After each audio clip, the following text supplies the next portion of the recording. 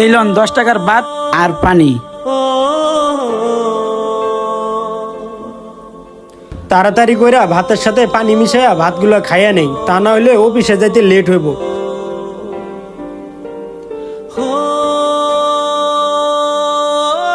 প্রতিদিন অফিসে যাইতে লেট হয়, কোন দিন জানে আমার চাকরিটা চলে যায়। আল্লাহ তুমি আমার একটু রক্ষা করো।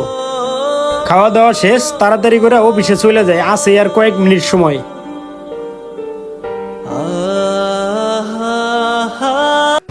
এই মজনু, এদিকে আসো। জি মহাজন, আসতাছি। জি মহাজন, বলেন। আমার হোটেলটা কি 10 টাকার ভাতের হোটেল বানায় লাইছস? কেরে মহাজন, হঠাৎ করে এই কথা কইলেন? প্রতিদিন সকালে রাত্রে 10 টাকার ভাত দেস আর পানি দেস, এইগুলি কি আমার জিগায়া দেস?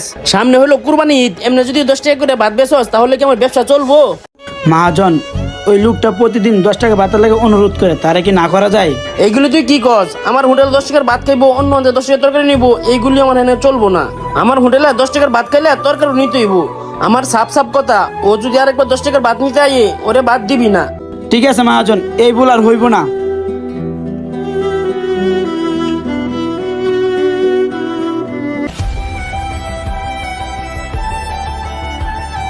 ভাই, আমার 10 টাকার ভাত আর 1 গ্লাস পানি দেন।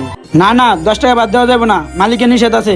কি বলতাছেন ভাই, দেওয়া যাইব না মানে? আমি তো আপনাদের হোটেলের রেগুলার কাস্টমার। আপনি রেগুলার কাস্টমার হন আর যাই হন, মালিকের নিষেধ আছে, 10 টাকা ভাত বিক্রি করা যাবে না। আর আপনার দেখে তো মনে হয় না যে আপনি গরিব ঘরের ছেলে, আপনি বরফুল গরুর গোশত দিয়ে ভাত খাবেন। তা না করে 10 টাকার ভাত নেন, পানি দেয় খাইয়া বলান। আজকে হয়েছো প্রতিদিনের মতন 10 টাকার ভাত খাইতে না? ভাত আমি খাওয়াইতেছি, দাঁড়াও। কাস্টমি করেন কেলে গিয়া? দুনিয়ার ভিতরে আইছেন, কিপটামি করে চলবো? ভাই, আপনি যাই কর না তাই কন, আমার অফিসের টাইম চলে যাইতেছে, আপনি আমার 10 টাকার ভাত দেন না। ভাই আমি কি করবো? আমি তো আরেকজন চাকরি করি, মালিকের নিষেধ 10 টাকা ভাত বিক্রি করা। আমি আপনাকে 10 টাকা ভাত দিতে পারবো না, আপনি অন্য হোটেলে যাই দেখেন। প্লিজ ভাই, আপনি আমার 10 টাকার ভাত দেন না। ভাই একটু বোঝার চেষ্টা করেন, দোকানটা আমার না, আমি আরেকজনের আন্ডারে চাকরি করি।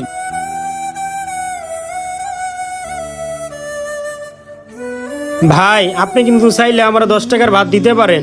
না, দিতে পারবো না, হোটেলটা আমার, হোটেলটা ওর বাপের না। আপনি প্রতিদিন হোটেলে আসা 10 টাকার ভাত পানি দিয়ে খান, ভাতের সাথে অন্য কিছু মিশাই খান নাকি? না ভাইজান, আপনি আমারে ভুল বুঝতেছেন। মানলাম আমি ভুল বুঝছি, আমি 10 বছর ধরে হোটেল চালাইতেছি, এরকম ঘটনা তো বাপের জন্মে শুনি নাই। এর পিছনে নিশ্চয়ই কোনো রহস্য আছে।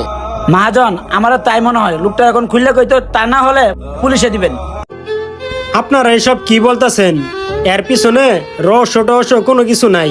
যদি রহস্য নাই থাকে তাইলে আপনি এই যুগে 10 টাকার ভাত আর পানি কেন কিনা খাবেন?